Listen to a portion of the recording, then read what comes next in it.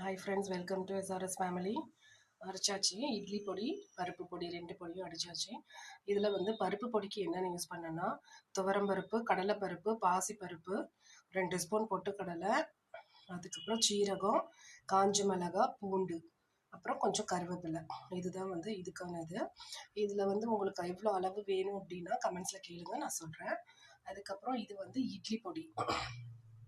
இதுக்கு வந்து உளுந்து, கடலைப்பருப்பு, கருப்பு உளுந்து, வெள்ளை உளுந்து, கடலைப்பருப்பு, அதுக்கப்புறம் காஞ்ச மிளகா, மிளகு, சீரகம், பூண்டு, கொஞ்சம் எள்ளு, கொஞ்சம் கருவேப்பிலை, இது எல்லாம் போட்டு இதை அரைச்சி வச்சிருக்கிறது.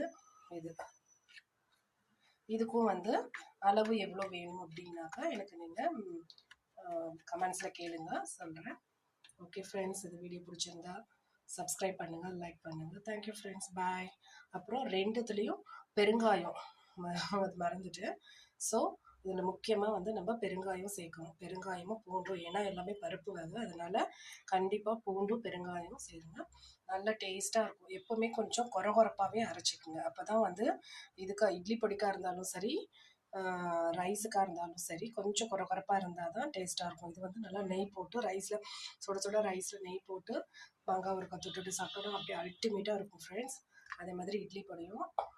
ஓகே ஃப்ரெண்ட்ஸ், இந்த வீடியோ பிடிச்சிருந்தா லைக் பண்ணுங்கள், சப்ஸ்கிரைப் பண்ணுங்கள். தேங்க்யூ, பாய்.